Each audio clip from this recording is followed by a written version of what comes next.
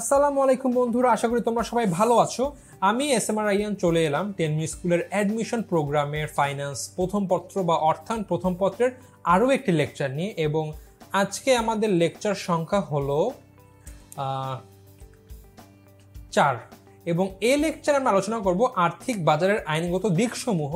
এটি হলো তোমাদের অর্থায়ন প্রথম পত্রের বইয়ের দ্বিতীয় অধ্যায়। অ্যান্ড এই যে অধ্যায়টি আছে এটিকে নিয়ে মোট আমরা 2টি লেকচার বানিয়েছি। 3 নম্বর লেকচারে আমরা আর্থিক বাজারের আইনগত দিকসমূহের প্রথম অর্ধেক জেনেছি, অ্যান্ড এই লেকচারে আমরা বাকি অর্ধেক জানবো। সো একটু আগের কথা মনে করে নিই আমরা কি জেনেছিলাম। আমরা 3 নম্বর লেকচারে মূলত আর্থিক বাজার কি অ্যান্ড আর্থিক বাজারকে যে 2টি ভাগে ভাগ করা যায়, মুদ্রা বাজার এবং মূলধন বাজার, সেই সম্পর্কে জেনেছি। এবং মূলধন বাজার এবং মুনাফা বাজারের বিভিন্ন হাতিয়ার সম্পর্কে জেনেছি। অ্যান্ড এটিও জেনেছি যে মূলধন বাজারকে আবার 2টি ভাগে ভাগ করা যায়, একটি হলো ইকুইটি বাজার, একটি হলো বন্ড বাজার। আমরা এই ভিডিওতে মূলত এই যে ইকুইটি বাজার এর প্রকারভেদ সম্পর্কে জানব। চলো শুরু করা যাক। সো এখানে দেখা যাচ্ছে ইকুইটি বাজারকে মোট 2টি ভাগে ভাগ করা হয়েছে, একটি হলো প্রাথমিক বাজার, একটি হলো মাধ্যমিক বাজার। সো চলো জেনে নেই কিসের ভিত্তিতে এই বাজারগুলোকে আলাদা করা হয়েছে, এদের বৈশিষ্ট্য কি কি এবং এদের কি কি কেন এদেরকে আলাদা করা হয়েছে বা কিসের ভিত্তিতে আলাদা করা হয়েছে। প্রথমেই আসলো প্রাথমিক বাজার। আমরা একটু সংজ্ঞায় আসি আগে,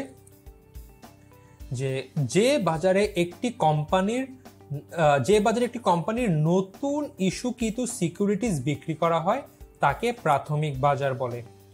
অর্থাৎ একটি কোম্পানির নতুন ইস্যুকৃত সিকিউরিটিজ বিক্রি করা হয়।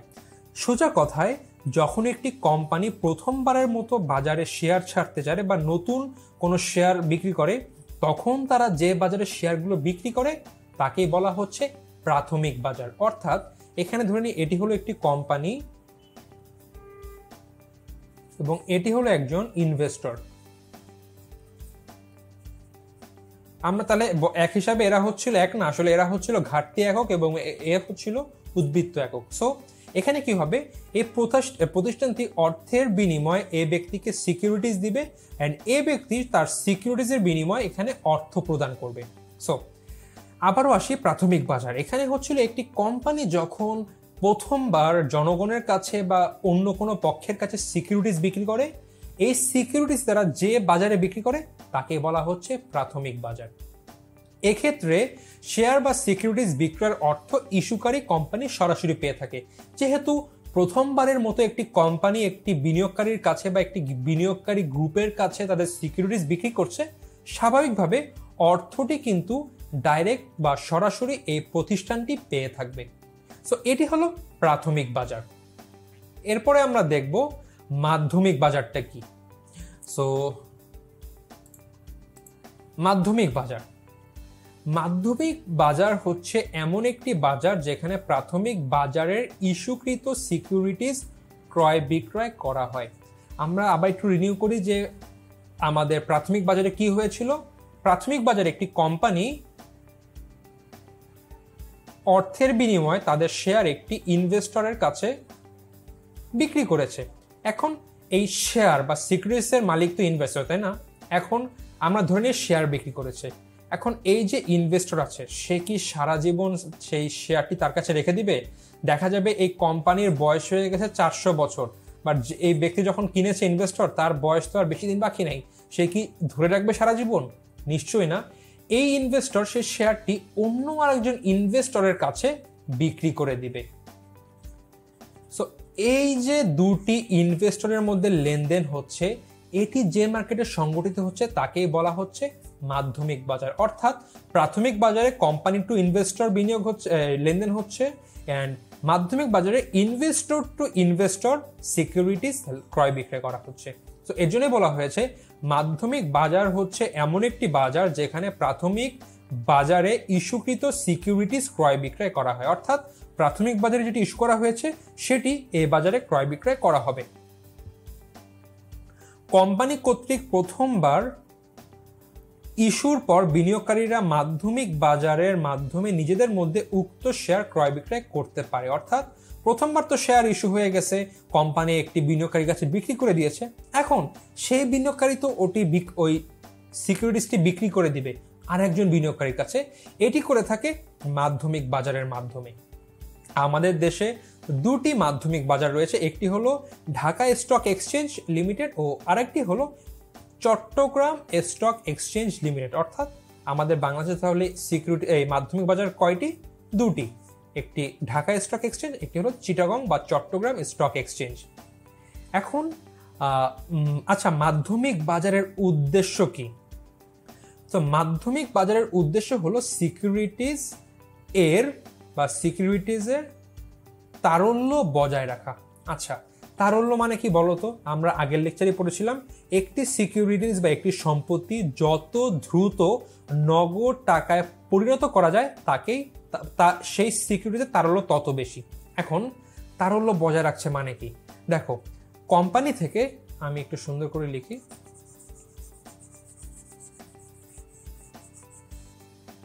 এটি হলো কোম্পানি।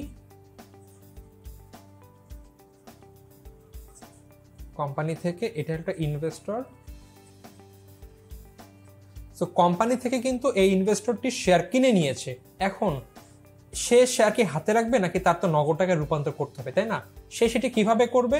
আরেকজন ইনভেস্টরের কাছে বিক্রি করে দিবে। সো এটি কোথায় করছে? এই যে দ্বিতীয় পর্যায়ের কাজটি, ইনভেস্টর টু ইনভেস্টর, এটা কিন্তু করছে মাধ্যমিক বাজারে। তো এই ইনভেস্টর প্রথমে শেয়ার কিনেছিল, সে কিন্তু নগদ অর্থের বিনিময়ে এই শেয়ারটি এই ইনভেস্টরের কাছে বিক্রি করে দিয়েছে। সো মাধ্যমিক বাজারের মাধ্যমে কিন্তু এই ব্যক্তিটি তার সম্পত্তিকে নগদ অর্থের রূপান্তর করে নিতে পারছে।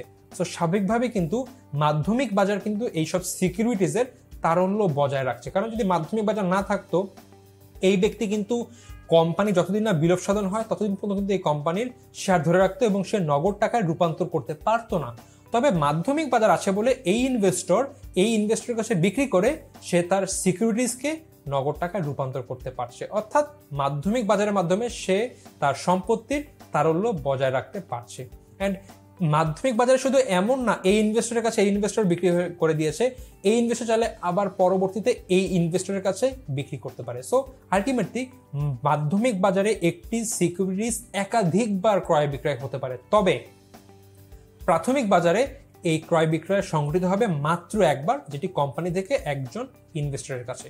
সো প্রথম উদ্দেশ্য দেখলাম যে সিকিউরিটিজের তারল্য বজায় রাখা ও প্রতিনিয়ত সিকিউরিটিজ সম্পর্কে তথ্য জানতে পারা বা তথ্য জানাতে পারা। আচ্ছা, সো তোমরা যদি কাজ করো Dhaka stock exchange DSC BD, এটা হলো ঢাকা স্টক এক্সচেঞ্জের .com না, তোমার ডিএসসি বিডি দিলেই হবে ওয়েবসাইট। তোমরা একটু যাবা তো, গিয়ে দেখবা তো কত রকম তথ্য পাওয়া যায় শেয়ারের লিখিত একটি কোম্পানির। প্রথমে তো তোমরা এভাবে পাবা যে ইন্ডাস্ট্রি হিসাবে প্রত্যেকটি কোম্পানিকে আলাদা করা, যে আমাদের দেশে ব্যাংক সেক্টরে কতগুলো কোম্পানি আছে, তারপরে ফুড সেক্টরে কতগুলো কোম্পানি আছে, ওষুধ সেক্টরে কতগুলো কোম্পানি আছে ভাগ করা। সেখানে গিয়ে আবার প্রত্যেকটি কোম্পানির সম্পর্কে তাদের শেয়ারের মূল্য কত, শেয়ারের ফেস ভ্যালু কত, তার বাজার মূল্য কত, পূর্ববর্তী দিনের তুলনায় আজকে কত টাকা বৃদ্ধি পেয়েছে নাকি হ্রাস পেয়েছে শেয়ার মূল্য, সেই কোম্পানির পরিশোধিত মূলধনের পরিমাণ কত সহ আরো অনেক তথ্য কিন্তু পাওয়া। সো এটি কোথায় পাচ্ছ? এই যে মাধ্যমিক বাজারের যে ওয়েবসাইট আছে সেখানে। সো এই উদ্দেশ্যও কিন্তু ওরা মিট করে যে প্রতিনিয়ত সিকিউরিটি সম্পর্কে তথ্য প্রদান করে। দেখো যেমন বলা হয়েছে শেয়ারের বাজার মূল্য, শেয়ার প্রতি আয়, শেয়ার প্রতি লভ্যাংশ, এই সকল তথ্য তোমরা সেখানে পাবা। সো এই যে দেখো এখানে তাহলে কি বলছে, এটি হলো মূলত বিনিয়োগকারী টু বিনিয়োগকারীতে লেনদেন হয় এমন একটি বাজার, সেটি হলো মাধ্যমিক বাজার।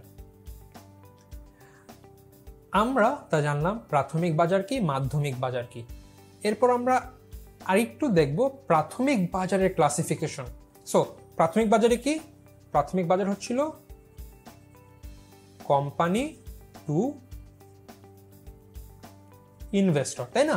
এখন কোম্পানি থেকে ইনভেস্টরের আসলে কোন কোন ওয়েতে বা কোম্পানি কি কি পদ্ধতিতে এটি বিক্রি করতে পারে। প্রথমে আসবো আমরা ব্যক্তিগত উপস্থাপনে, এর পরবর্তীতে আমরা যাব প্রাথমিক গণপ্রস্তাবে। সো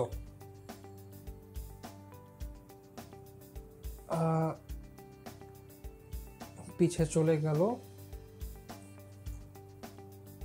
মাউস পয়েন্টার টেনে নেই। আচ্ছা, ব্যক্তিগত উপস্থাপন নর্মাল ভাষায় বলে নেই।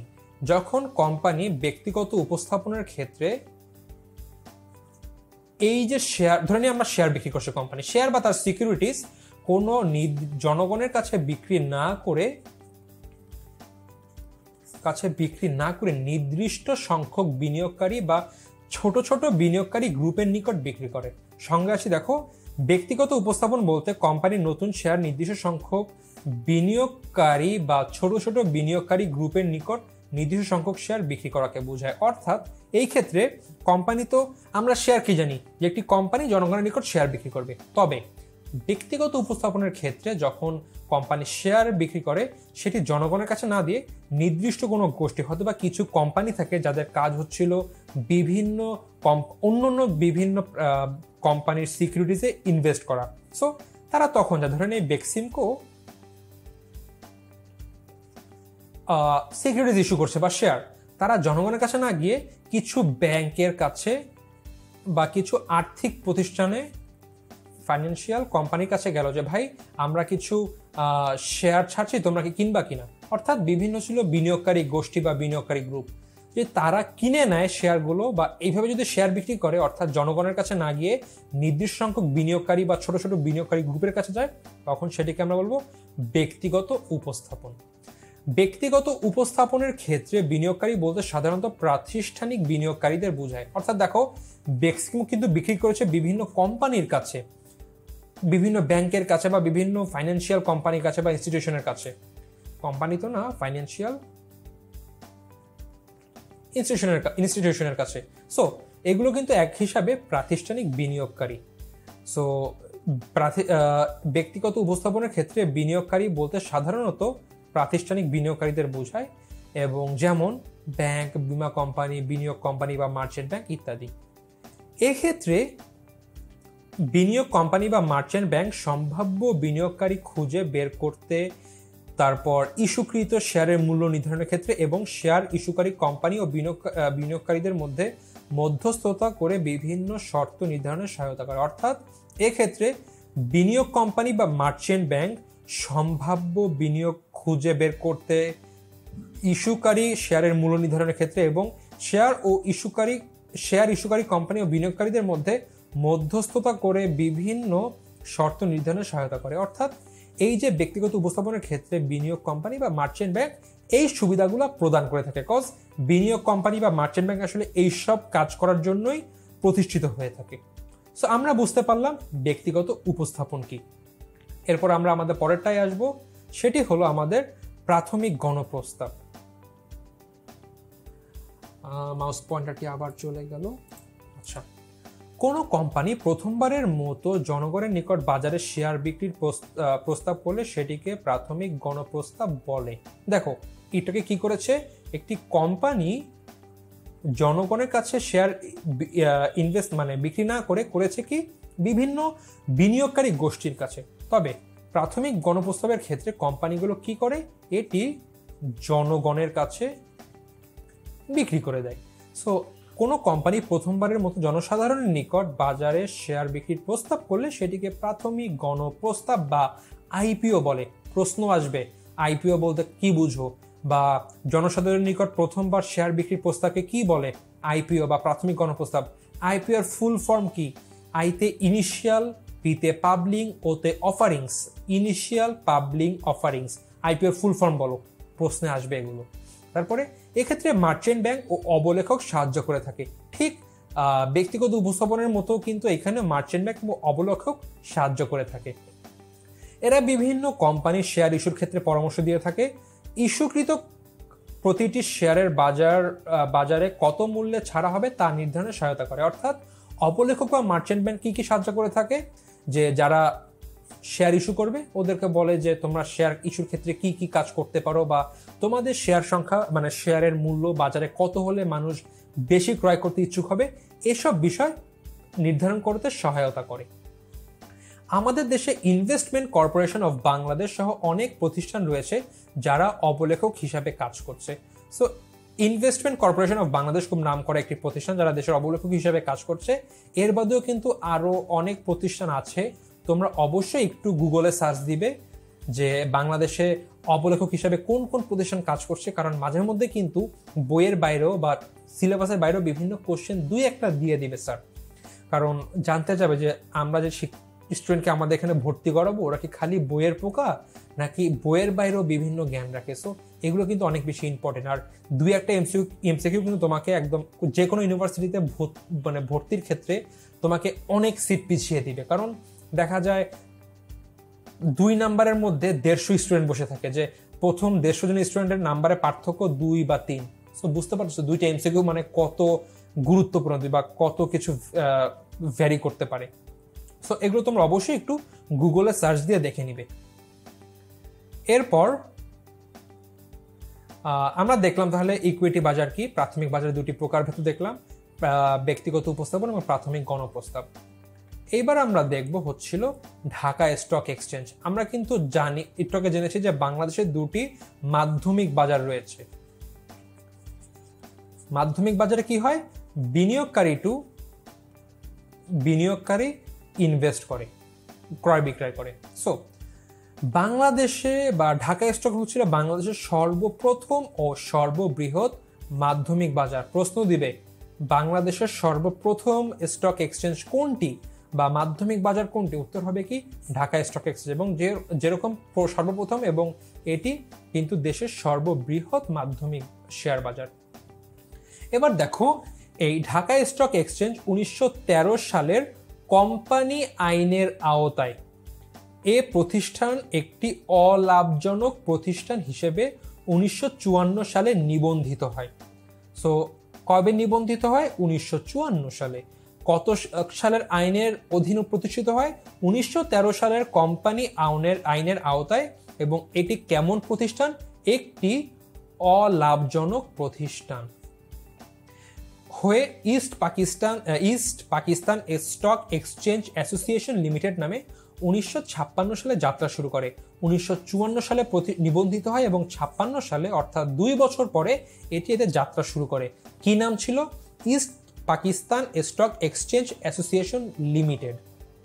অ্যান্ড 1962 সালে এ প্রতিষ্ঠানের নাম পরিবর্তন করে রাখা হয় East Pakistan stock exchange limited. অর্থাৎ 1962 সালে এদের নাম পরিবর্তন হয় নাম হচ্ছিল East Pakistan stock exchange limited.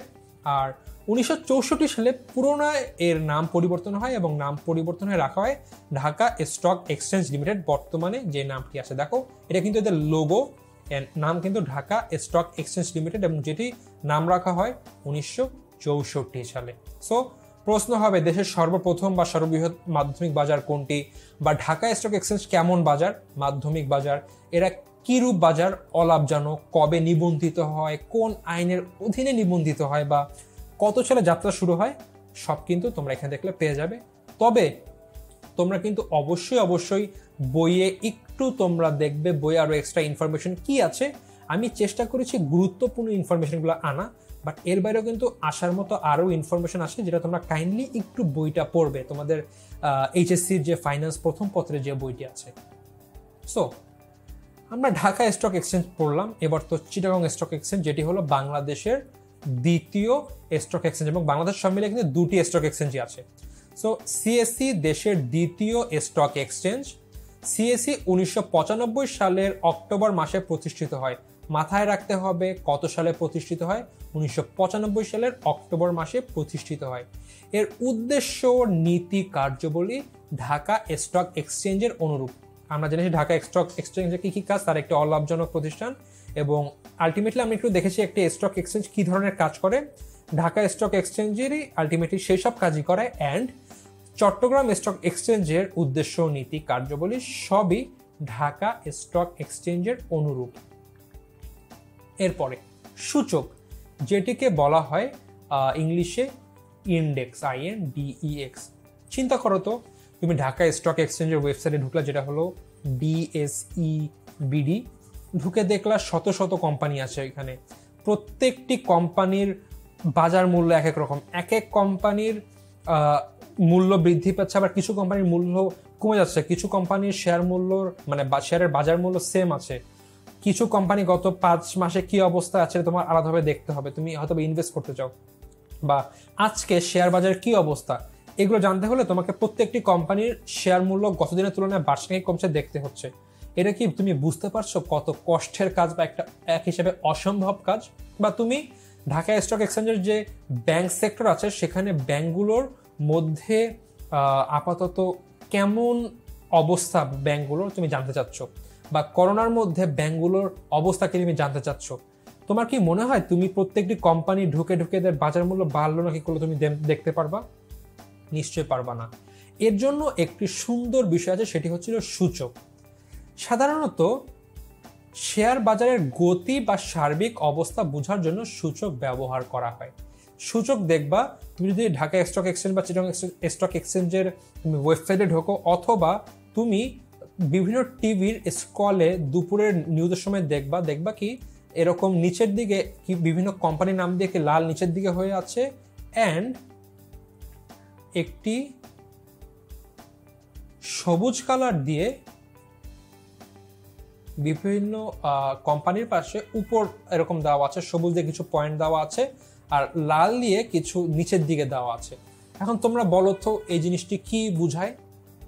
এটি হচ্ছিল সবুজ এবং উপরের দিকে গেলে বোঝায় হচ্ছিল কোম্পানির আজকে শেয়ার মার্কেটের গতি এবং মানে দাম বৃদ্ধি পাচ্ছে বা মূল্য বৃদ্ধি পাচ্ছে। যদি লাল অবস্থা এরকম থাকে মানে এর গতি বা সার্বিক অবস্থা হ্রাস পাচ্ছে, মানে মূল্য হ্রাস পাচ্ছে। সো তোমরা একটু দেখবে টিভিতে বা বিভিন্ন ওয়েবসাইটে দেখবে এরকম আছে। এখন এদের আবার সূচকের বিভিন্ন প্রকারভেদ আছে, যেরকম ডিএসসি 3 প্রকার সূচক আছে ঢাকা স্টক এক্সচেঞ্জে: ডিএসসি ব্রড সূচক, ডিএসইএস সূচক অ্যান্ড ডিএসসি 30 সূচক। অ্যান্ড সিএসির ক্ষেত্রেও কিছু সূচক আছে, এর মধ্যে অন্যতম হলো সিএসির সকল শেয়ার মূল্য সূচক, সিএসি এইচ সূচক এবং সিএসি 30 সূচক। তোমরা অবশ্যই আমি আজকে যখন পড়াচ্ছি রেকর্ড, তোমরা কিন্তু ভিডিও আর অনেক পরে দেখবে, এটি রেকর্ডেড ভিডিও থাকবে। সো তখন হয়তো বা নতুন সূচক আসতেও পারে। যেহেতু এগুলো আপডেট হতে থাকে, তোমরা অবশ্যই একটু নেটে সার্চ দিবে যে বর্তমানে ডিএসসিতে কয় প্রকার সূচক আছে বা সিএসিতে কয় প্রকার সূচক আছে। সো আলটিমেটলি সূচকের কাজ কি? এটি সাধারণত শেয়ার বাজারের গতি এবং সার্বিক অবস্থা বুঝিয়ে দেয় খুব সহজে। এসব সূচকের ওঠানামা বাজারের গতি বা দিক সম্পর্কে তথ্য দেয়। এই সূচকের ওঠানামা শেয়ার বাজার তালিকাভুক্ত কোম্পানিগুলোর শেয়ার মূল্য ওঠানামার উপর নির্ভর করে। অর্থাৎ শেয়ারের মূল্য যদি বৃদ্ধি পায় তাহলে এরকম সবুজ রঙের উপর দিকে উঠবে, আর যদি মানে হ্রাস পায় তাহলে লাল নিচের দিকে আসবে। অধিকাংশ কোম্পানির শেয়ারের দাম বাড়লে সূচক বাড়ে এবং অধিকাংশ কোম্পানির শেয়ারের দাম কমলে সূচক কমে যায়। অর্থাৎ বাড়লে সবুজ মানে গ্রিন সিগন্যাল, আর কমলে তো রেড সিগন্যাল দিবেই। সো সূচক কি তোমরা জানলা। এইবার আমরা কিছু অনুশীলন করব। আমরা প্রথম লেকচার বলতে এই অধ্যায়ের প্রথম যে লেকচার মানে লেকচার নাম্বার 3, সে লেকচার সম্পর্কে কিন্তু আমরা মুদ্রা বাজার এবং মূলধন বাজার সম্পর্কে জেনেছি। সো এখানে কিছু বিষয় দেওয়া আছে, কিছু বিষয়বস্তু, এবং তোমাদের এগুলো দেখে বলতে হবে আসলে এইসব প্রতিষ্ঠান কোন বাজারে সিকিউরিটিজ ইস্যু করেছে। এটা কি মুদ্রা বাজারে নাকি মূলধন বাজারে? আমি একটু এখন ভিডিওটা পজ করব, তোমরা পজ করে তোমরা টাইম নিয়ে বের করবে। আসলে এই যে 5টি দেওয়া আছে বিষয়বস্তু, তোমরা দেখে বলবো আসলে এখানে সরকার কোন বাজারে ইস্যু করেছে। এটা কি মুদ্রা বাজার নাকি মূলধন বাজার? স্কলার্স লিমিটেড কোন বাজারে ইস্যু করেছে, মূলধন নাকি মুদ্রা? এসিআই লিমিটেড কোন বাজারে কাজ করেছে? এই বিষয়গুলো তোমরা বের করো। আশা করি তোমরা বের করতে পেরেছো এতক্ষণ ভিডিওটা পজ করে।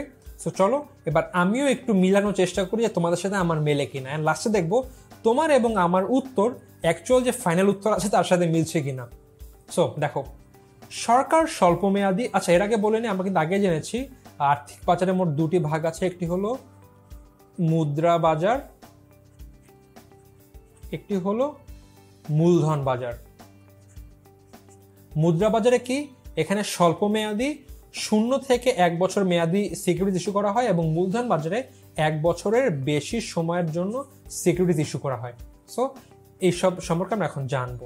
আচ্ছা, সরকার স্বল্পমেয়াদী অর্থায়ন, দেখো আমরা কিন্তু জানি মুদ্রা বাজারের বৈশিষ্ট্য ছিল এখানে স্বল্পমেয়াদী সিকিউরিটিজ ইস্যু করা হয় এবং বলাই আছে স্বল্পমেয়াদী অর্থায়নের প্রয়োজনে আবার 1 মাসও বলে দিছে মেয়াদী অঙ্গীকারপত্র ইস্যু করে। আমাদের কি আর এখানে ওয়েট করার কোনো কারণ আছে এটি মুনাফা, এটি মুদ্রা বাজার নাকি মূলধন বাজার? আমরা কিন্তু চোখ বন্ধ করে বলতে পারি এটা হলো মুদ্রা বাজার, কারণ স্বল্প মেয়াদী এবং এর মেয়াদ বলা হচ্ছে 1 মাস, অবশ্যই মুদ্রা বাজার। স্কলার্স লিমিটেড কোম্পানি 5 কোটি টাকা, বিশাল পরিমাণ অ্যামাউন্ট টাকা, কিন্তু মাত্র 3 মাস মেয়াদী অঙ্গীকারপত্র বার্তা ইস্যু করেছে। ভাই টাকার পরিমাণ 5 হোক বা এটা শূন্য লাগায় 50 বানাই দিই, বা আগে একটা 1 বসাই দিই, 150 কোটি টাকা 3 মাসের মেয়াদী অঙ্গীকারপত্র বার্তা ইস্যু করেছে। ভাই আমার দেখার দরকার এটা কি 5 কোটি নাকি 15 নাকি 150 নাকি 1500, মেয়াদ 3 মাস, চোখ বন্ধ করে মুদ্রা বাজার হবে। তার উপর আমরা জানি মুদ্রা বাজারের সিকিউরিটিগুলো সাধারণত বার্তায় বা অবহারে ইস্যু করা হয়। তো দেখো এখানে কিন্তু এটাও বলা আছে বার্তা ইস্যু করা হয়। তো অনেকগুলো হিন্টস দেওয়া আছে। প্রথম দুইটি গেল মুদ্রার। 3 নাম্বার, এসিআই লিমিটেড স্থির আয়যুক্ত সিকিউরিটিজ ইস্যু করে 2 কোটি টাকা, মাত্র 2 কোটি, অনেক কম টাকা তহবিল সংগ্রহ করেছে। সো টাকা দেখে আমরা বলতে পারছি না এটি মুদ্রা নাকি মূলধন বাজার ইস্যু করেছে। বাট উক্ত সিকিউরিটিজের মালিকগণ কোম্পানির পাওনাদার। আচ্ছা, এই সিকিউরিটিজের মালিকগণ কোম্পানির পাওনাদার, বলতো কোন কোন সিকিউরিটিজের মালিকগণ কোম্পানির পাওনাদার হয়?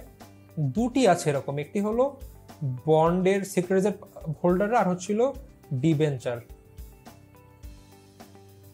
সো এই দুটি প্রকার সিকিউরিটিজের হোল্ডার হচ্ছিল কোম্পানির জন্য পাওনাদার।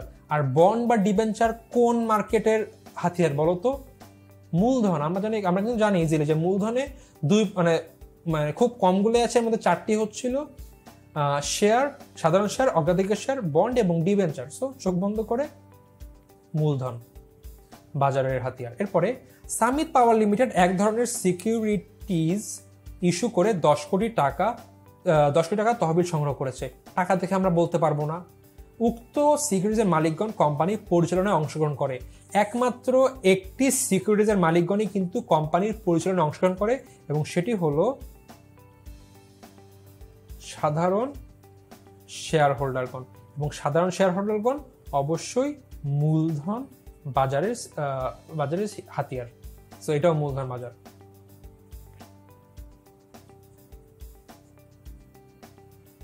আচ্ছা, বাংলাদেশ ব্যাংক সরকারের পক্ষে স্থির আয়যুক্ত 10 বছর মেয়াদী সিকিউরিটিজ ইস্যু করেছে। দেখো মেয়াদ বলে দিয়েছে 10 বছর, আমাদের তো আর এখানে বলার কিছু নাই যে কি হবে। সো এটি হবে হচ্ছিল মূলধন বাজার, কারণ 10 বছর, আমরা তো জানি 1 বছর বেশি হলেই মূলধন বাজার হয়ে যাবে। সো প্রথম দুটি মুদ্রা এন্ড পরের 3টি কিন্তু মূলধন। দেখি তো আমাদেরটা মিলেছে কিনা। দেখো মুদ্রা বাজার, বাকি 3টা মূলধন। তো আশা করি আমাদের উত্তর মিলেছে সবাইটাই। যারা এখনো পারোনি তারা অবশ্যই পিছিয়ে চলে যাও, গিয়ে আমি যে ক্লাসটি নিয়েছি মানে আগের লেকচারটি ভালো মতন দেখো অ্যান্ড এই লেকচারটি শুরু থেকে আবার দেখো, তাহলে তোমরা বুঝতে পারবা তোমরা আসলে কেন পারোনি, বা যেটুকু তোমাদের ডাউট থাকবে ওটুকু ক্লিয়ার হয়ে যাবে। সো এরপর আমরা যাব কিছু গুরুত্বপূর্ণ তথ্য, যা পড়লাম এর মধ্যে হালকা পাতলা গুরুত্বপূর্ণ। অধিকাংশ শেয়ারের দাম বাড়লে সূচক বাড়ে, আমরা জানি সবুজ কালার হয়ে উপর দিকে এরকম থাকে গ্রিন কালারের। অধিকাংশ কোম্পানির শেয়ার দাম কমলে সূচক কমে যায়, এটাও আমরা জানি লাল কালারের। একজন বিনিয়োগকারী 2টি উপায়ে শেয়ার বাজারে বিনিয়োগ করতে পারে। হ্যাঁ, প্রাথমিক বাজার, মাধ্যমিক বাজার। প্রাথমিক বাজারের ক্ষেত্রে কোম্পানি টু ইনভেস্টর, আর মাধ্যমিক এটা ছিল প্রাথমিক বাজারের ক্ষেত্রে, আর মাধ্যমিক বাজারের ক্ষেত্রে ইনভেস্টর টু ইনভেস্টর। এখন আমি কিন্তু একদিকে আর দিলে হবে না, বা 2 দিকে দিতে হবে, কারণ এখানে এই ইনভেস্টর একবার এর কাছে বিক্রি করতে পারে, আবার এই ইনভেস্টর চাইলে আবার পুনরায় এর কাছে আবার বিক্রি করতে পারে, বা এখানে আরো মাঝে দেখা গেল 15টা হাত ঘুরে ঘুরে আবার এই ব্যক্তির কাছে আসতে পারে। সো এখানে একাধিকবার ক্রয় বিক্রি হয়, এখানে মাত্র একবার ক্রয় বিক্রয় হয়। এরপরে আচ্ছা, আর 3টি একটু ভিন্ন ধরনের তথ্য জেনে রাখা ভালো। বাংলাদেশের মুদ্রা প্রচলন ও নিয়ন্ত্রণ করে বাংলাদেশ ব্যাংক। সো দেশের মুদ্রা প্রচলন ও নিয়ন্ত্রণকারী একমাত্র সংস্থা বাংলাদেশ ব্যাংক। কেন্দ্রীয় ব্যাংকের মুদ্রানীতি সরকারের রাজস্ব নীতির পরিপূরক হিসাবে কাজ করে, অর্থাৎ সরকারের রাজস্ব নীতির পরিপূরক হিসাবে কাজ করে কেন্দ্রীয় ব্যাংকের মুদ্রানীতি। আর নন ব্যাংক আর্থিক প্রতিষ্ঠান এমন কোনো আমানত গ্রহণ করবে না যা চেক বা ড্রাফটের মাধ্যমে পরিশোধযোগ্য। এক হিসাবে নন ব্যাংকিং আর্থিক প্রতিষ্ঠান আইডিএলসি, আইপিডিসি বাংলাদেশ যেগুলো আছে, এসব চেক বা ড্রাফটের মাধ্যমে পরিশোধযোগ্য এমন কোনো আমানত গ্রহণ করতে পারবে না। সো এক হিসাবে নন ব্যাংকিং যে আর্থিক প্রতিষ্ঠানগুলো আছে এগুলো চেক বা ড্রাফট ব্যবহার করতে পারবে না।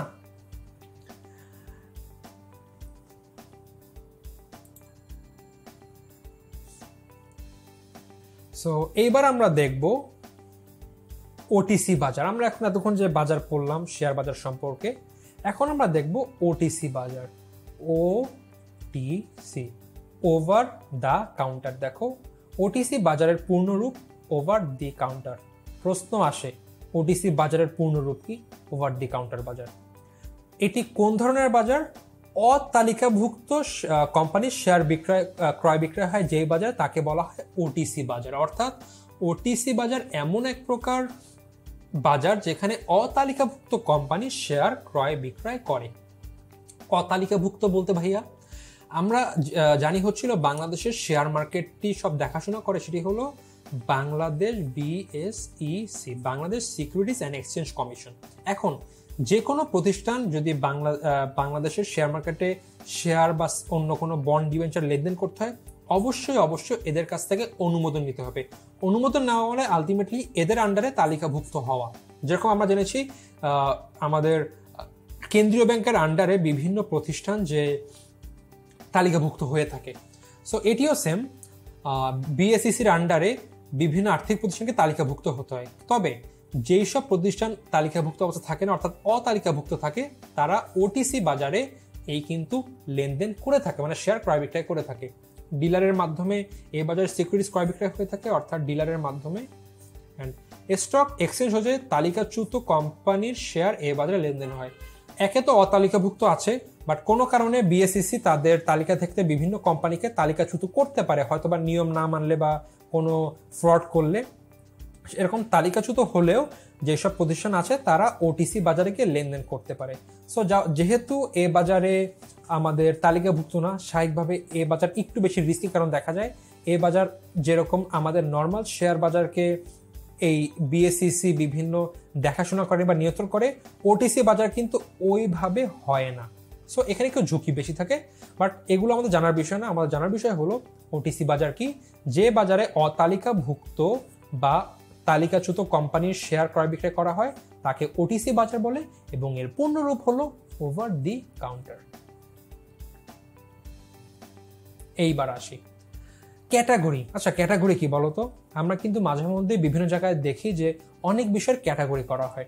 আমরা মনে করো আমাদের বাংলাদেশ যে ন্যাশনাল ক্রিকেট টিম আছে, এখানে যদি আমরা প্লেয়ারের দিকে তাকাই, এখানে কিন্তু ক্যাটাগরি করা হয় যে A category player, B category, C category, এগুলো কিন্তু ক্যাটাগরি করা হয়। ঠিক একইভাবে শেয়ার বাজারের তালিকাভুক্ত যেসব কোম্পানি আছে এদেরও কিন্তু ক্যাটাগরি করা প্রয়োজন। আর নয় তোমার আমার মতো যে সাধারণ ব্যক্তিরা আছে এরা বুঝবো কেমনে যে এই কোম্পানিটা ভালো, এই কোম্পানি খারাপ, তাই না? আমরা তো দেখবো একটা নির্দিষ্ট কোম্পানি, আমাদের তো আর সব আমাদের বাজারে যে কয়েকশো কোম্পানি আছে সবার অবস্থা দেখে আমরা নিজের তালিকা করব। সো আলাদা করে কিন্তু একটি তালিকা করা থাকে বা ক্যাটাগরি করা থাকে যে কোন কোম্পানি কোন ক্যাটাগরির আন্ডারে পড়ে। সো আমরা দেখতে পাচ্ছি আমাদের শেয়ার বাজারে মোটা বর্তমান তথ্য অনুযায়ী 5টি ক্যাটাগরি করা হয়। A category, B category, C না কিন্তু G category, N category, Z category. আচ্ছা, কিসের ভিত্তিতে ক্যাটাগরি করা হয়? নিশ্চয়ই কোনো কিছুর উপর, বৈশিষ্ট্যের উপর ভিত্তি করা হয়। চলো আমরা এখন বিভিন্ন ক্যাটাগরি ওয়াইজ দেখে আসবো যে কোন কোম্পানির ক্যাটাগরিতে কোন বৈশিষ্ট্য সম্পন্ন কোম্পানিগুলো থাকে। প্রথমে আসবে হচ্ছিল A ক্যাটাগরি। A ক্যাটাগরির বৈশিষ্ট্য কি?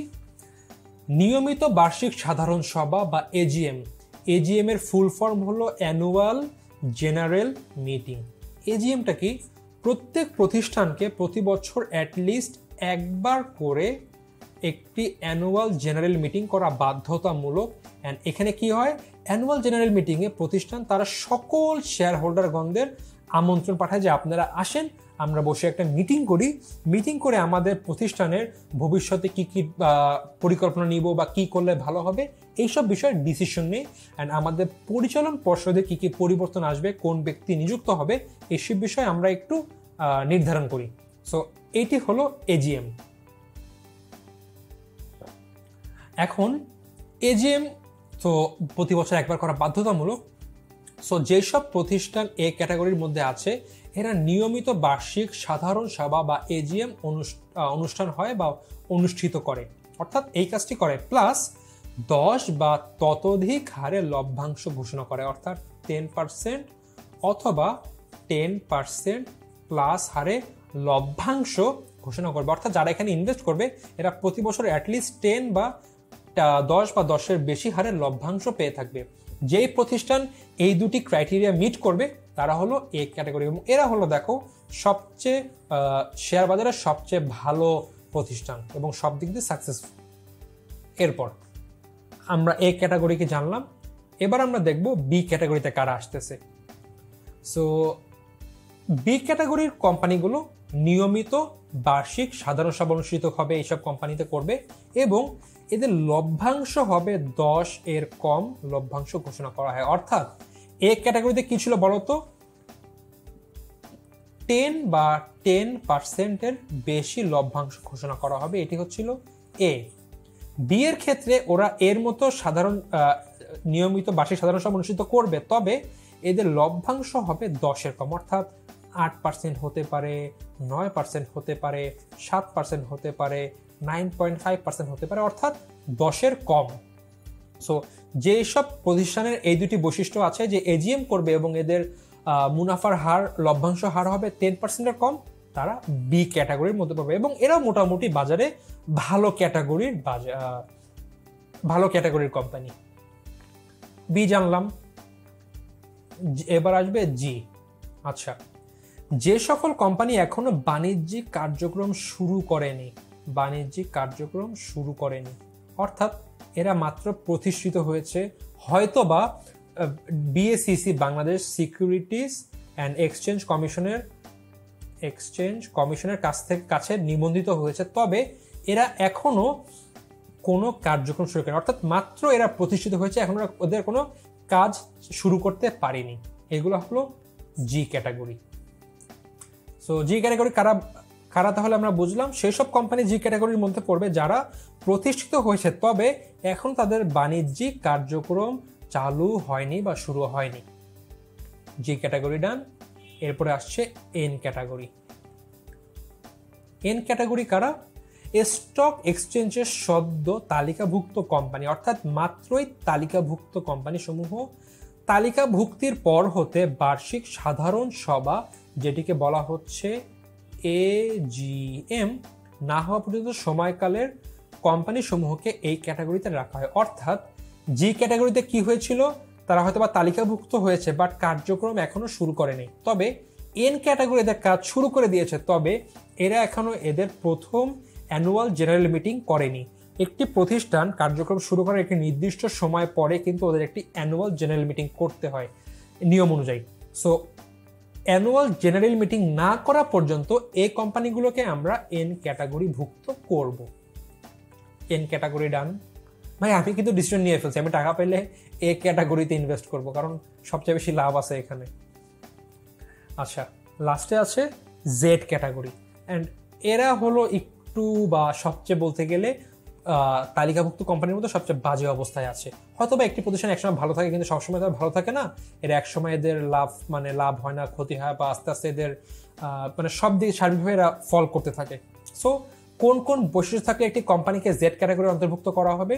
প্রথমে, নিয়মিত বার্ষিক সাধারণ সভা অনুষ্ঠানে ব্যর্থ হয়, অর্থাৎ এজিএম অনুষ্ঠানের আয়োজন করতে পারে না, কোনরূপ লভ্যাংশ প্রদান করতে পারে না, হয়তো বা লস হচ্ছে এর জন্য এরা কোনো রকম লভ্যাংশ দিতে পারছে না, পুঞ্জীভূত লোকসান পরিশোধিত মূলধনকে ছাড়িয়ে গেছে, মানে আমার যে লোকসানের পরিমাণ সেটি আমার পরিশোধিত মূলধনকে ছাড়িয়ে গেছে। স্বাভাবিকভাবে এরা লাভ কোথায় দিবে, তো লসেই পড়ে আছে এরা। অ্যান্ড লাস্টে ছিল 6 মাসের অধিক সময়ের জন্য বাণিজ্যিক কার্যক্রম স্থগিত বা বন্ধ থাকা। সো দেখো সবগুলো হচ্ছে আসলে নেগেটিভ সাইন। যে প্রতিষ্ঠানের এই কোনো একটি থাকবে তারা জেড ক্যাটাগরি ভুক্ত হবে এবং বিনিয়োগকারীরা চেষ্টা করে জেড ক্যাটাগরি কোম্পানিগুলোতে বিনিয়োগ না করার।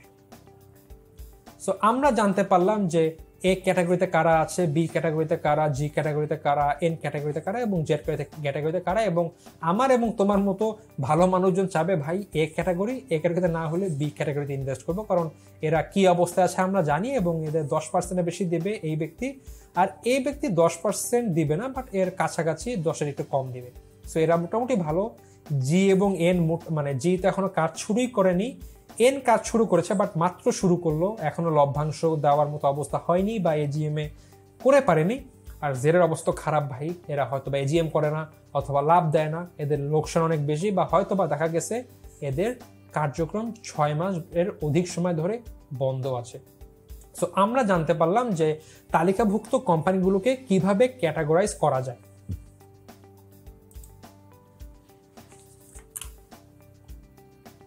সো এইবার আমরা দেখব হচ্ছিল শেয়ার বাজারের ক্রয় বিক্রয়ের নিয়মাবলী, অর্থাৎ শেয়ার বাজারে কোন কোন পদ্ধতিতে শেয়ার ক্রয় বিক্রয় করা হয়। সো প্রথমেই আছে ডাক পদ্ধতি বা কল ওভার পদ্ধতি, এরপরে ট্রেডিং পোস্ট পদ্ধতি, জবিং পদ্ধতি, অটোমেশন পদ্ধতি। আগে দিয়ে একটু বলে রাখি যে বর্তমানে আমরা যেসব দেখি আমাদের গার্জিয়ানকে বা মা বাবাকে বা আমাদের অভিভাবককে শেয়ার মার্কেটে লেনদেন করতে, এটি হয় অটোমেশন পদ্ধতিতে, যেটি কম্পিউটারাইজ পদ্ধতিতে এবং অনলাইনের মাধ্যমে লেনদেন করা যায়। বাট আমরা আসলে একদম শুরু থেকে যে প্রথম দিকে আসলে কি অবস্থা ছিল, কোন পদ্ধতিতে হতো, আমরা সেভাবে দেখতে আসবো। প্রথমে ডাক পদ্ধতি বা কল ওভার পদ্ধতি। এই পদ্ধতিতে কিভাবে হয়? শেয়ার ক্রয় বিক্রয়ের সবচেয়ে প্রাচীন ও প্রচলিত পদ্ধতি, অর্থাৎ সবচেয়ে প্রাচীন এবং অনেক দিন যাবৎ এটি প্রচলিত ছিল, সেটি হলো ডাক পদ্ধতি বা কল ওভার পদ্ধতি। এখানে একটি নির্দিষ্ট সময় সদস্যগণের উপস্থিতিতে ফ্লোরে একজন কর্মকর্তা নির্ধারিত সিকিউরিটির তালিকা পাঠ করেন এবং রুলিং প্রাইস উল্লেখ করেন। অর্থাৎ একটি জায়গায় সবাই আসে যারা ক্রয় বিক্রয় করবে, আর যে একজন কর্মকর্তা নির্ধারিত সিকিউরিটিজের তালিকা বলে যে আমাদের তালিকা আজকে এই সিকিউরিটিজ আছে, এদের প্রাইস এতগুলো, এবার আপনারা ডাক শুরু করেন। অনেকটা বিডিং যেভাবে অনেকটা সেভাবে এক হিসাবে। অতঃপর কোনো নির্দিষ্ট সিকিউরিটি ক্রয়ে ইচ্ছুক এবং ক্রয়ের ইচ্ছুক ও ক্রয়ের আচ্ছা এটা ভুল আসছে এখানে, সিকিউরিটি ক্রয়ে ইচ্ছুক এটা হবে কাটা, সিকিউরিটি ক্রয়ে ইচ্ছুক সদস্যগণ দর কষাকষির এক পর্যায়ে যে দরে উভয় সম্মতি হয় সে দরকারি লেনদেন সম্পূর্ণ হয়। অর্থাৎ বিক্রেতা এবং ক্রেতা, এখানে হবে বিক্রয় ইচ্ছুক অ্যান্ড ক্রয় ইচ্ছুক সদস্যগণ দর কষাকষির মাধ্যমে যে দর উভয় সম্মত হয় সে দরে লেনদেন সম্পাদিত হয়। আর ছোট আকারে এবং স্বল্প সদস্য লেনদেন সম্মিলিত স্টক এক্সচেঞ্জে এ পদ্ধতি লেনদেন সম্পাদন করা হয়। যেখানে দেখা যায় সিকিউরিটির সংখ্যা অনেক কম বা সদস্য সংখ্যা অনেক কম, সেখানে এখনো এ পদ্ধতি চালু আছে এবং যেখানে সবাই একত্রিত হয়, সামনে ম্যানুয়াল পদ্ধতিতে তারা দর কষাকষি করে সিকিউরিটিজ ক্রয় বিক্রয় করে। সো ডাক বা কল ওভার পদ্ধতি কি আমরা জেনে গেলাম। এরপরে ট্রেডিং পোস্ট পদ্ধতি কি? সো ডাক পদ্ধতির সম্প্রসারিত রূপ, মানে তাহলে ডাক পদ্ধতিরই অনেকটা সেম, লেনদেন ডাক পদ্ধতির মতো, অর্থাৎ যেভাবে হতো সেম একইভাবেই হবে।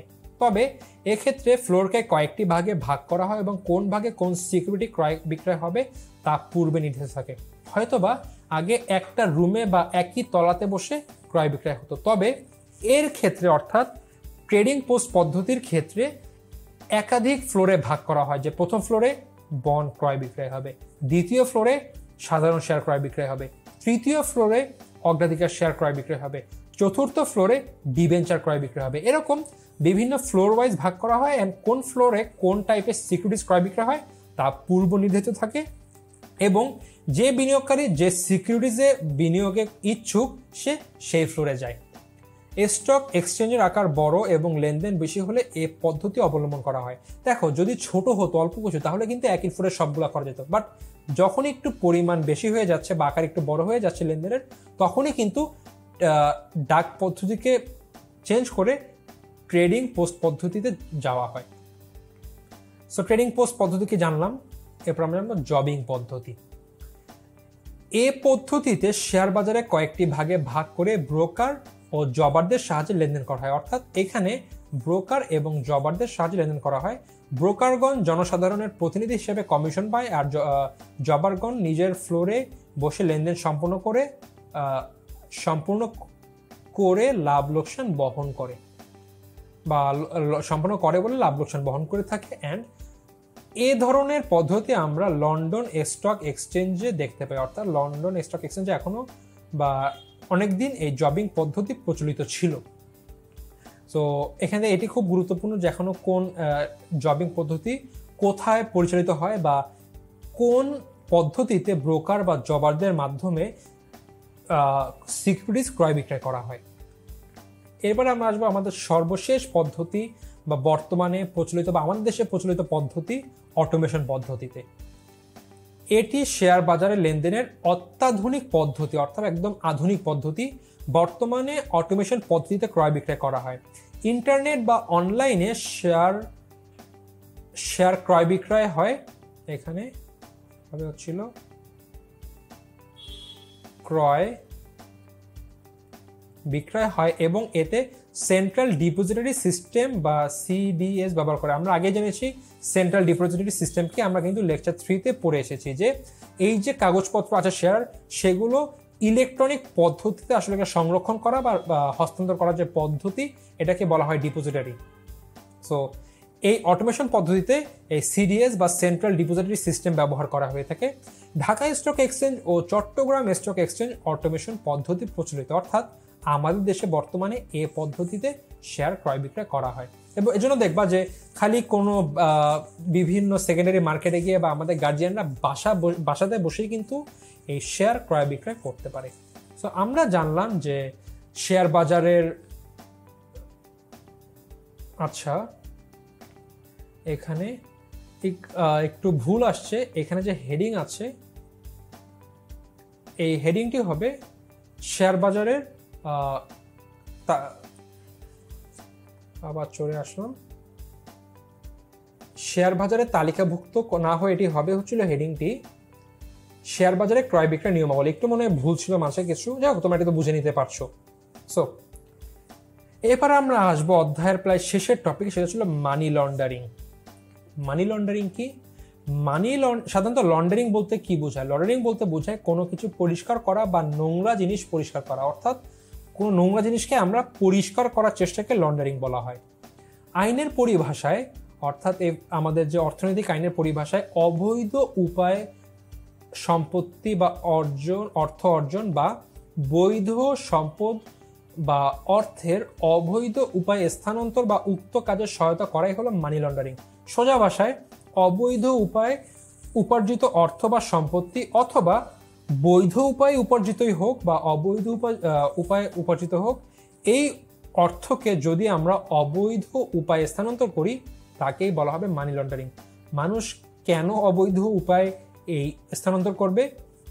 একটা মাত্র কারণ হলো ট্যাক্স ফাঁকি দেওয়ার জন্য। আমাদের কিন্তু আয়ের উপরে ট্যাক্স দিতে হয়। যখন একটি ব্যক্তি বৈধ উপায়ে সম্পত্তি অর্জন করেছে বা আয় করেছে, তখন যদি ট্যাক্স না দিতে চায় তখন সে কিন্তু অবৈধ উপায়ে সে অর্থটিকে হস্তান্তর করবে বা কোনো জায়গায় সরিয়ে নেবে।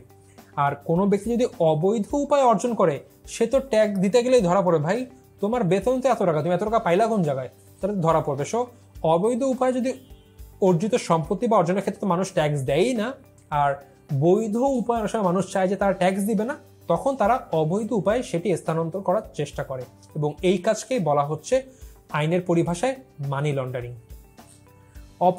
অপরাধীরা সাধারণত 3টি উপায় বা প্রক্রিয়ার মাধ্যমে মানি লন্ডারিং করে থাকে, যথা 1 হলো প্লেসমেন্ট, এটি প্রথম পর্যায়, 2 নাম্বার লেয়ারিং, 3 হচ্ছিল ইন্টিগ্রেশন। প্রশ্ন আসে যে মানি লন্ডারিং এর ধাপ 3টি সিরিয়াল বাই বলো, প্লেসমেন্ট, লেয়ারিং, ইন্টিগ্রেশন। এটা 1-এ, এটা 2-এ, এটা 3-এ। কখনো উল্টাপাল্টা বললে আমরা ডাইরেক্ট গোল্লা পেয়ে যাব কিন্তু।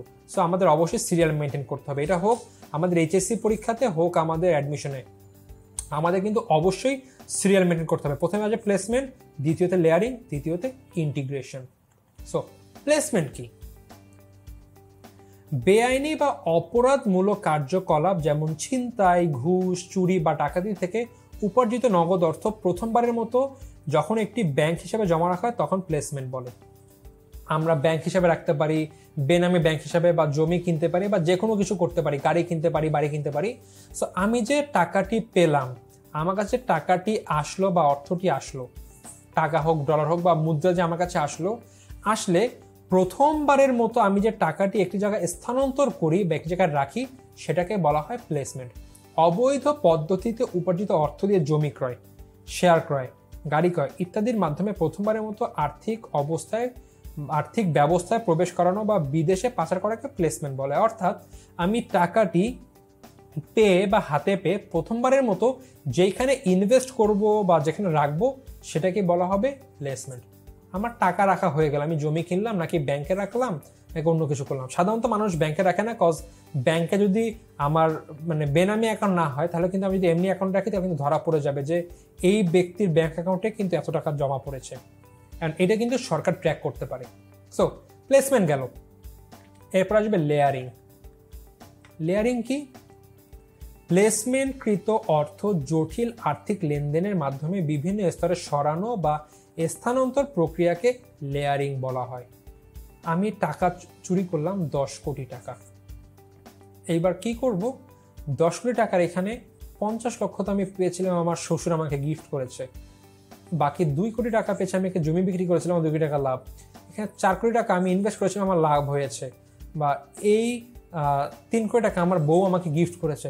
এইভাবে বিভিন্ন ভুয়াভাবে এই টাকাগুলোকে বিভিন্ন স্তরে সাজানো হয়। এই যে সাজানো হয়, এটাকে বলা হয় লেয়ারিং। অর্থাৎ এই যে বড় টাকাটি আছে, ধরেন এই যে 20 লাখ টাকা, এটিকে বিভিন্ন লেয়ারে লেয়ারে ভাগ করা হয়, বিভিন্নভাবে এটি বোঝানো হয় যে আমি এই টাকাটি এখান থেকে পেয়েছি, এই অ্যামাউন্ট এখান থেকে করে এমনভাবে সাজানো হয় যেন কেউ ধরতে না পারে। সো প্লেসমেন্টকৃত অর্থ জটিল আর্থিক লেনদেনের মাধ্যমে বিভিন্ন স্তরে সরানো বা স্থানান্তর প্রক্রিয়াকে লেয়ারিং বলে। এই প্রক্রিয়ার মূল উদ্দেশ্য হলো অর্থের উৎস ও মালিকানা লুকানো বা গোপন করা। হতে পারে এই টাকাটি আমি আমার কিছু টাকা বন্ধুকে দিলাম গিফট, যে ভাই তুই রেখে দে, তুই কোনোভাবেই কর। 10 কোটি টাকা আমি ধরে নেই, আমি এবার বন্ধুকে দিলাম এখানে 5 লক্ষ, আমার শ্বশুরকে দিলাম 150 লক্ষ বা 1.5 কোটি, আমার বউকে গিফট দিলাম হয়তো বা 20 লক্ষ। এরপরে বিভিন্নভাবে আমার তার ছেলে যে বিদেশে পড়ে, ছেলে বিদেশে লেখাপড়ার জন্য পাঠালো হলো 15 লক্ষ। এরকম বিভিন্নভাবে বিভিন্ন জায়গায় এই টাকাটিকে পাঠিয়ে দেওয়া বা বিভিন্ন জটিল আর্থিক লেনদেনের মাধ্যমে বিভিন্ন স্তরে সাজানোকে কিন্তু বলা হচ্ছে লেয়ারিং। এই প্রক্রিয়ার মূল উদ্দেশ্য হলো অর্থের উৎস এবং মালিকানা লুকানো বা গোপন করা। উদাহরণ হিসেবে বলা যায় একটি ব্যাংক অ্যাকাউন্ট থেকে বিভিন্ন ব্যাংকের শাখায় বিভিন্ন নামে অর্থ স্থানান্তর করা বা জমা করা। ওই যে একটা ব্যক্তি তো পেলো প্রথমে, সে পরে বিভিন্ন ব্যক্তির নামে সারিয়ে দিল। ধরে নাও একটি লোক 10 লক্ষ টাকা ঘুষ নিল, ঘুষ নিয়ে সে 100 জনের মধ্যে মোট 10,000 টাকা করে 10 লক্ষকে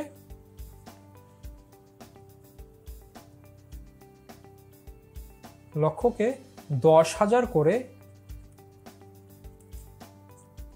100 জনের মধ্যে ভাগ করে রেখে দিল। তো কেউ কি ধরতে পারো? কেউ যদি কোনো ব্যক্তি যদি তার অ্যাকাউন্টে 10,000 টাকা ঢোকায়, কোনো কেউ ধরবে না, ভাই 10,000 টাকা ঢুকাইতে পারে, কোনো ব্যাপার না। যে কোনো যারা খুব কম বেতনে চাকরি করে তারাও 10,000 টাকা ব্যাংকে রাখতে পারে, এমন কোনো বিগ ডিল না।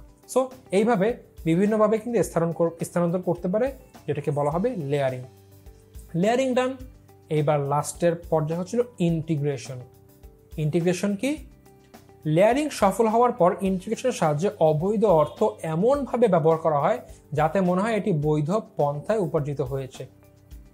আমি 100 জনের মাধ্যমে 100 জনের কাছে টাকাটি দিয়ে দিলাম 10 করে। এবার তাদেরকে বললাম, ভাই তোকে টাকা দিয়েছি, তোরা আমাকে গিফট দে সবাই নগদ টাকা। আমি একটা প্রোগ্রাম করছি, আমি আমার একটা অ্যানিভার্সারি করব, তোরা সবাই আমাকে গিফট হিসাবে দিয়ে দিবি টাকাটা। তো একটা প্রোগ্রাম করলো, 100 জন সবাই ওকে 10,000 টাকা করে আত্মীয় স্বজন দিয়ে দিল, সে 10,000 টাকা ফেরত। এখন সে দেখাবে ভাই এটা আমি আমার অ্যানিভার্সারিতে আমি আমাকে সবাই গিফট দিয়েছে 10,000, কেউ দিয়েছে 10,000, কেউ 15, কেউ আমাকে একটি প্রাইজ বন্ড গিফট করেছে, কেউ একটি গাড়ি দিয়েছে, এরকম করে, বা কেউ আমাকে মোবাইল গিফট করেছে, এইভাবে করে সে গিফটের আকারে পেল। তাহলে তো এটি বৈধ হয়ে গেল, কজ তার আত্মীয় স্বজন তাকে গিফট হিসাবে দিয়েছে। সো লেয়ারিং সফল হওয়ার পর ইন্টিগ্রেশনের সাহায্যে অবৈধ অর্থ এমনভাবে ব্যবহার করা হয় যাতে মনে হয় এটি বৈধ পন্থা উপার্জিত হয়েছে। অ্যান্ড সে তার এই 100 জনের আত্মীয়র কাছ থেকে 10,000 টাকা করে পেলে তার আবার সেই 10 লক্ষ টাকা হয়ে গেল।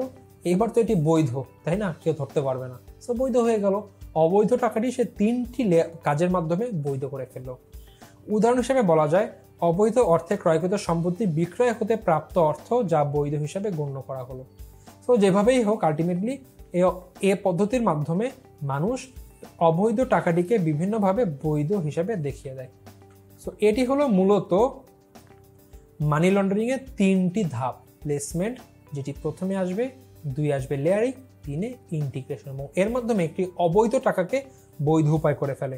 এখন মনে হচ্ছে ভাইয়া তাকে উদাহরণ দিল, এটা তো ভালো একটা পদ্ধতি, তাই না? কিন্তু তোমার কি মনে হয় যারা এইসব বিষয়ে দেখাশোনা করে মানি লন্ডারিং, তাদের মাথায় এসব বুদ্ধি নাই? তারা সব কিছু ট্র্যাক করার জন্য কিন্তু এসব রাখে, একদম সবভাবে রাখে এবং খুব সহজে ধরে ফেলতে পারে। বাট তবুও যদি কখনো কেউ ফাঁকফোকর দিয়ে করে ফেলতে পারে, আগামীতে ধরা পড়ে, তখন তার কি হয়? তার পরিণত হচ্ছিল জেলখানা। অ্যান্ড মানি লন্ডারিং প্রতিরোধ আইনের অধীনে সকল অপরাধ অজামিনযোগ্য। যে কোনো অপরাধ তুমি জামিন নিতে পারো, কিন্তু ভাই এই কাজটা করছো, তোমাকে জেল থেকে বেরোতে দিবে না, বসে থাকতে হবে জেলের মধ্যে। সো যারা এই উদাহরণ নিয়ে একটু মাথায় একটু কুচিন্তা আসছে, তারা কিন্তু চিন্তা ছেড়ে দাও, কারণ এখানে তোমাকে একবার জেল হলে, মানে যে আসামি এখানে জেলে ঢোকে তাদেরকে জামিন দেওয়া হয় না, তাদের সম্পূর্ণ সাজা একবারে খেটেই বের হতে হয়। সো মানি লন্ডারিং সম্পর্কে জানলাম। অ্যান্ড আমাদের এই অধ্যায়ে আর কি আছে? আচ্ছা, আরও কিছু বিষয় আছে আমরা জানতে হবে একটু। বাংলাদেশ ব্যাংক, আমাদের 4টি সংস্থা সম্পর্কে আমরা এখন জানবো। বাংলাদেশ ব্যাংক কি? বাংলাদেশ ব্যাংক বাংলাদেশের কেন্দ্রীয় ব্যাংক বাংলাদেশ ব্যাংক নামে পরিচিত। এর গভর্নরকে? গভর্নর হলো ফজলে কবির, এবং সে বর্তমানে 11তম গভর্নর। তোমরা একটু এটা সার্চ দিয়ে দেখে নিবে, এটা আমি তথ্য আসলে মুছে দিতে চাচ্ছি, কারণ এটি চেঞ্জ হয়ে যেতে পারে বা এখানে ভুল থাকতে পারে। আমি যতদূর ধরে আমি করেছি, মানে একদম ভ্যালিড সোর্স থেকে দেখার ট্রাই করছি, বাট তোমরা তবুও আবারও দেখে নিবে যে সে আসলে কত নম্বর গভর্নর। 1972 সালে বাংলাদেশ ব্যাংক আদেশ 1972 সালের বাংলাদেশ ব্যাংক আদেশ 1972, অর্থাৎ বাংলাদেশ ব্যাংক 1972 এর 227 নম্বর আদেশ বলে বাংলাদেশের কেন্দ্রীয় ব্যাংক বাংলাদেশের ব্যাংকে প্রতিষ্ঠিত হয়, যা 1971 সালের 16 ডিসেম্বর থেকে কার্যকর ধরে নেওয়া হয়। এটি কনফিউজিং ব্যাপার। দেখো, এরা প্রতিষ্ঠিত হয়েছিল কিন্তু 1972 সালে, তবে এরা কার্যকর শুরু করে 1971 সালে 16 ডিসেম্বর। খুব মানে এর কনফিউজিং না ব্যাপারটা? আসলে যখন দেশ স্বাধীন হয় তখন একটি ব্যাংকে ধরে নেওয়া কার্যক্রম শুরু করে, মানে একটি পশ্চিম পাকিস্তানি ব্যাংক কার্যক্রম শুরু করে। অ্যান্ড পরবর্তীতে 1972 সালে এসে ওই ব্যাংকটিকে কেন্দ্রীয় ব্যাংক হিসেবে ঘোষণা করে। সো তারা কার্যক্রম কিন্তু শুরু করেছিল 1971 সালে 16 ডিসেম্বর থেকে, তবে তাদেরকে কেন্দ্রীয় ব্যাংক হিসেবে ঘোষণা করা হয় 1972 সালে। সো আমাদের কেন্দ্রীয় ব্যাংক প্রতিষ্ঠিত হয়েছে 1972 সালে, তবে এদের কার্যক্রম 1971 সালের 16 ডিসেম্বর থেকে শুরু হয়ে যায়। বিষয়টা একটু কনফিউজিং, একটু কেমন বিদঘুটে, বাট এটা কিন্তু আমাদের বুঝতে হবে। বাণিজ্যিক ব্যাংকগুলোর কার্যাবলী সংক্রান্ত রিপোর্ট বাংলাদেশ ব্যাংক নিয়মিতভাবে সংগ্রহ করে ও পর্যালোচনা করে। অর্থাৎ যে বাণিজ্যিক ব্যাংকগুলো আছে সেগুলোর অভিভাবক হিসাবে বাংলাদেশের কেন্দ্রীয় ব্যাংক বাংলাদেশ ব্যাংক তাদের রিপোর্ট নেয় লেনদেনের, এবং সেগুলো নিয়মিতভাবে সংগ্রহ করে পর্যালোচনা করে। বাংলাদেশ ব্যাংক মুদ্রা প্রচলন ও নিয়ন্ত্রণ করে, অর্থাৎ বাংলাদেশ ব্যাংক মুদ্রা প্রচলন করে এবং সেই মুদ্রা নিয়ন্ত্রণ করে। বাংলাদেশের ব্যাংক বৈদেশিক মুদ্রা সঞ্চয় ও নিয়ন্ত্রণের কার্য বাংলাদেশ ব্যাংকের উপর নির্ভর, বা বাংলাদেশ ব্যাংক দেখে রাখে। বিভিন্ন ধরনের বৈদেশিক মুদ্রা ক্রয় বিক্রয় করে বাংলাদেশের টাকার সাথে বৈদেশিক মুদ্রার বিনিময় মূল্য স্থিতিশীল রাখে। অর্থাৎ বৈদেশিক বাজারে বাংলাদেশের যে মুদ্রা, যে টাকা, এটির বিনিময় মূল্য স্থিতিশীল রাখার জন্য বাংলাদেশ ব্যাংক বৈদেশিক মুদ্রা ক্রয় বিক্রয় করে থাকে। আমাদের লোগোটা কিন্তু খুব সুন্দর, তাই না? আমার কাছে কিন্তু ভালোই লাগে বাংলাদেশ ব্যাংকের লোগোটা। আচ্ছা, আরো কিছু তথ্য আছে। মুদ্রা নিয়ন্ত্রণের বিভিন্ন কৌশলের মধ্যে ব্যাংক হার নিয়ন্ত্রণ বা ব্যাংক রেট, ব্যাংক হার নিয়ন্ত্রণ বা খোলা বাজার নীতি বা ব্যাংক হার নীতি, খোলা বাজার নীতি বা বাণিজ্যিক ব্যাংকের বাধ্যতামূলক, আচ্ছা এটি হবে তেল নীতি না, তারল্য নীতি, এই বিষয়গুলো কিন্তু উল্লেখযোগ্য। মানে এইসব নীতির মাধ্যমে কিন্তু কেন্দ্রীয় ব্যাংক বাজারের ঋণ নিয়ন্ত্রণ করে থাকে। কেন্দ্রীয় ব্যাংক মুদ্রানীতি সরকারের রাজস্ব নীতির পরিপূরক হিসেবে কাজ করে। আমরা কিন্তু এটা আগেও পড়েছিলাম যে কেন্দ্রীয় ব্যাংকের যে মুদ্রানীতি আছে এটি সরকারের রাজস্ব নীতির পরিপূরক হিসাবে কাজ করে। বৈদেশিক মুদ্রা নিয়ন্ত্রণ আইন 1947 সালের বলে বাংলাদেশে বৈদেশিক মুদ্রা বিনিময় বাংলাদেশ ব্যাংক দ্বারা নিয়ন্ত্রিত হয়। অর্থাৎ 1947 সালের বৈদেশিক মুদ্রা বিনিময় আইনের বলে বাংলাদেশ ব্যাংক এই বৈদেশিক মুদ্রা বিনিময় কিন্তু নিয়ন্ত্রণ করে থাকে। বাংলাদেশ ব্যাংক স্বীয় তহবিলে, এটি খুব গুরুত্বপূর্ণ একটি এমসিকিউ, বাংলাদেশ ব্যাংক স্বীয় তহবিলে 5টি মুদ্রা সংরক্ষণ করে বিদেশি। এগুলোর মধ্যে বর্তমানে মার্কিন ডলার, যেটি হলো ইউএসএ বা আমেরিকা, যুক্তরাজ্যের পাউন্ড, লন্ডন, জাপানের ইয়েন, জাপান, জার্মানের মার্ক এবং ফ্রান্সের ফ্রাঙ্ক নিয়ে গঠিত। অর্থাৎ এগুলো এই 5টি, এই হলো মার্কিন ডলার, আচ্ছা এখানে নাম বলা আছে, মার্কিন ডলার একটি, পাউন্ড 2 নাম্বার, জাপানের ইয়েন 3, মার্ক 4 এন্ড ফ্রাঙ্ক হচ্ছিল 5। সো এই 5টি কিন্তু মুদ্রা বাংলাদেশ তহবিলের কেন্দ্রীয় ব্যাংক বৈদেশিক মুদ্রা তহবিল হিসেবে সংরক্ষণ করে, সেগুলো কিন্তু মাথায় রাখতে হবে একটু। এরপরে আসবে Bangladesh securities and exchange commission, এদের সম্পর্কে হালকা তথ্য দেখে নিই। চেয়ারম্যান অফ বিএসইসি প্রফেসর শিবলি রুবাইয়াতুল ইসলাম, এটি একটি গুরুত্বপূর্ণ প্রশ্ন তোমাদের ঢাকা ইউনিভার্সিটির বিজনেস ফ্যাকাল্টির জন্য, কারণ প্রফেসর শিবলি রুবাইয়াতুল ইসলাম স্যার কিন্তু ঢাকা ইউনিভার্সিটির যে ব্যবসায় প্রশাসন বিভাগ অনুষদ ছিল, অর্থাৎ সি ইউনিট বা সি ইউনিটের আন্ডারে যেই সি ইউনিট যে পরীক্ষা দিবে তোমরা বা এফবিএস যেটি আছে তার কিন্তু ডিন ছিলেন অনেক দিন যাবত। অ্যান্ড স্যার 2020 সালের এপ্রিল বা মে মাসের দিকে বাংলাদেশ সিকিউরিটিজ অ্যান্ড এক্সচেঞ্জ কমিশনের চেয়ারম্যান হিসাবে যখন ঘোষিত হয় তখন সে এই আমাদের ডিনের থেকে পদত্যাগ করে তিনি ওই দায়িত্ব পালন করতে চলে যান। সো তোমাদের কিন্তু ঢাকা ইউনিভার্সিটির পরীক্ষায় এই ইনফরমেশনটা একটু মাথায় রাখতে হবে যে প্রফেসর শিবির রুবাইয়াতুল ইসলাম ঢাকা ইউনিভার্সিটির ডিন ছিলেন এবং বর্তমানে সে বাংলাদেশ সিকিউরিটিজ অ্যান্ড এক্সচেঞ্জ কমিশনের চেয়ারম্যান। এ প্রতিষ্ঠানের কার্যক্রম 5 সদস্য বিশিষ্ট একটি কমিটি দ্বারা পরিচালিত হয়। অর্থাৎ এর যে কার্যক্রম তার 5 সদস্য দ্বারা বিশিষ্ট একটি কমিটি দ্বারা পরিচালিত হয়। এর একজন চেয়ারম্যান যিনি হচ্ছিল আমাদের শিবলি রুবাইয়াতুল ইসলাম স্যার ও 4 জন সদস্য সরকার মনোনয়ন দেয়, অর্থাৎ সরকার এদেরকে মনোনয়ন করে। সিএসই দেশের স্টক এক্সচেঞ্জ সমূহ পরিচালনা ও নিয়ন্ত্রণ করে। নতুন কোম্পানিকে বাজারে শেয়ার ছাড়তে হলে অবশ্যই এই সিএসই বা যে কোনো দেশের stock exchange securities and exchange commission থেকে অনুমোদন নিতে হয়। শেয়ার সিকিউরিটি বিক্রয়ের সাথে সম্পৃক্ত বিভিন্ন কোম্পানির নাম তালিকাভুক্ত ও তাদের কার্যাবলী সিএসই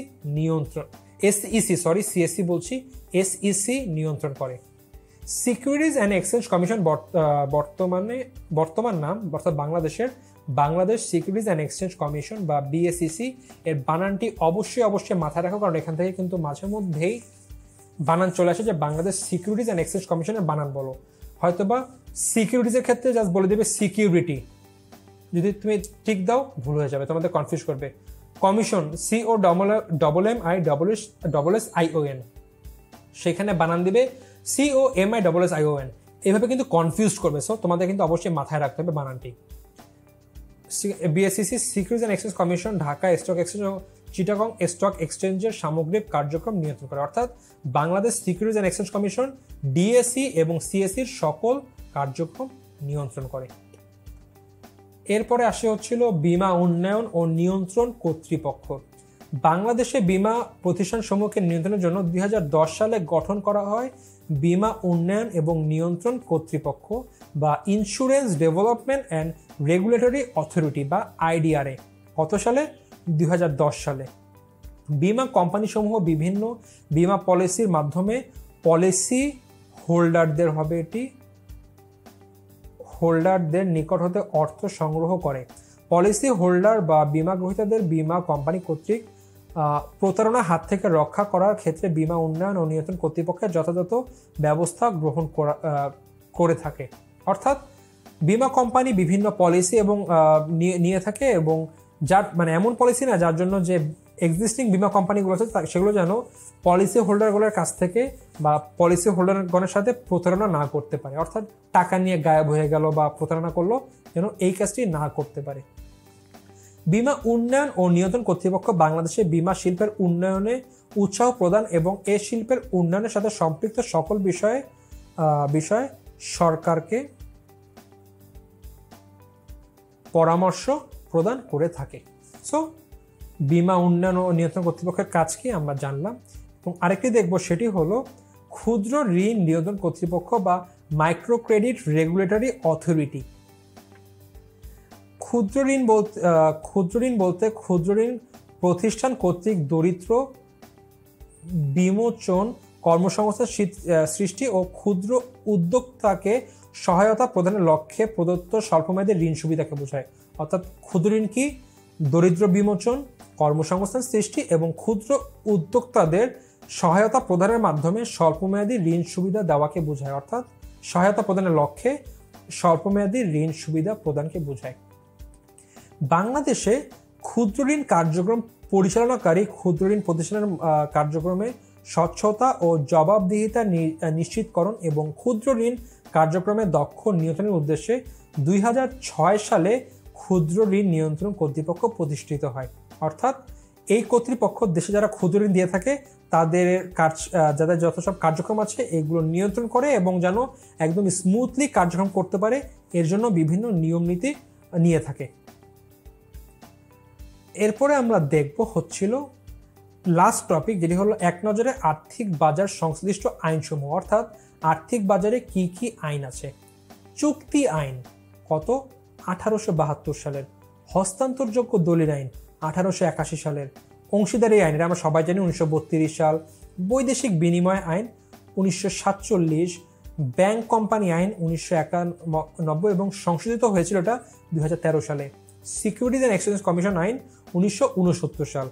বিএসইসি আইন 1993 সাল। আর্থিক প্রতিষ্ঠান আইন 1993 সাল। আর্থিক ব্যাংকিং, আচ্ছা এটা হবে ব্যাংকিং কোম্পানি আইন 1991 সাল, খালি ব্যাংকিং। অর্থ ঋণ আদালত আইন, আচ্ছা এখানে ছোট্ট একটু ভুল এসেছে, এটি হবে আচ্ছা হ্যাঁ ঠিক আছে, অর্থ ঋণ আদালত আইন 2003 সাল। দেন মাইক্রো ক্রেডিট রেগুলেটরি আইন 2006 সাল। বীমা আইন 2010 সাল। তারপর মানি লন্ডারিং আইন প্রতিরোধ আইন 2012 সাল এবং কোম্পানি আইন 1994 সাল। এর মধ্যে খুব ইম্পর্টেন্ট যদি ধরি, আমি একটু মার্ক করি, চুক্তি আইন এটি মাঝে মধ্যে আসে, হস্তান্তরযোগ্য আইন আসে, অংশীদারি আইন এটা তো আমাদের ম্যানেজমেন্টের গুরুত্বপূর্ণ পড়া, বৈদেশিক বিনিময় আইনটি ইম্পর্টেন্ট। দেন ব্যাংক কোম্পানি আইন 1991 সাল। তারপরে আচ্ছা একটা জিনিস কিন্তু দেখো, ব্যাংকিং প্রতিষ্ঠান ছিল 1991 সাল এবং আর্থিক প্রতিষ্ঠান অর্থাৎ নন ব্যাংকিং আর্থিক প্রতিষ্ঠান আইন কিন্তু 1993 সাল। দেন আচ্ছা এখানে ব্যাংক দিয়েছে, আমি আবার লিখেছি এখানে ব্যাংক কোম্পানি আইন, একই জিনিসই দিয়ে দিয়েছি। তারপর সিকিউরিটিজ অ্যান্ড এক্সচেঞ্জ কমিশন আইন, আসলে কি এগুলো আমি বেছে বেছে দিয়েছি এবং সবগুলো মোটামুটি ইম্পর্টেন্ট, তোমরা একটু দেখে নিবে ভালোভাবে। শুধুমাত্র এগুলো না, আরও দেখবা বিভিন্ন বইয়ে আরও অনেকগুলো আইন সম্পর্কে বলা আছে, সেগুলো একটু জানতে হবে কারণ পরীক্ষা চলে আসতে পারে। মানি লন্ডারিং প্রতিরোধ আইন কত সালের? 2012 সাল, 2006 সাল, 2010 সাল, 1994 সাল, 2012 অ্যান্সার হবে। তারপরে কি বৈদেশিক বিনিময় নিয়ন্ত্রণ আইন কত সাল? 1947 সাল, 1932, 1881, 1872, 1947 কিন্তু অ্যান্সার হবে। সো একটু দেখবে, অ্যান্ড এগুলো মাঝে মধ্যে সংশোধন আসে, এগুলোকে তোমরা দেখে নিবে যে তোমাদের সময় যে এই আইনগুলোর কোনো সংশোধন এসেছে কিনা, থাকলে একটু আয়ত্ত করে নিবে যেন তোমাদের প্রশ্নে আসলে তোমাদের কোনো রকম কোনো বাধা না আসে, তোমরা ইজিলি অ্যান্সার করতে পারো। অ্যান্ড এখানে আজকেই এই লেকচার আজকে শেষ করলাম এবং এই লেকচারের মাধ্যমে আমাদের অর্থায়ন দ্বিতীয় পত্রের কিন্তু সব যে পড়া ছিল অর্থায়ন প্রথম পত্রের দ্বিতীয় অধ্যায়ের যে অধ্যায়টি ছিল এটি কিন্তু শেষ হলো। এর পরবর্তী লেকচারে আমরা অর্থের সময় মূল্য নিয়ে আলোচনা করবো এবং মোস্ট প্রবাবলি সেটি নিয়ে ডিসকাস করবেন আমার যে সিনিয়র ভাইয়ের কথা বলেছিলাম মাহা ইসলাম ভাইয়া, সে। সো এই পর্যন্ত, তোমরা নেক্সট লেকচার পর্যন্ত তোমরা সবাই সুস্থ থাকো, ভালো থাকো, দেখা হবে আগামী লেকচারগুলোতে।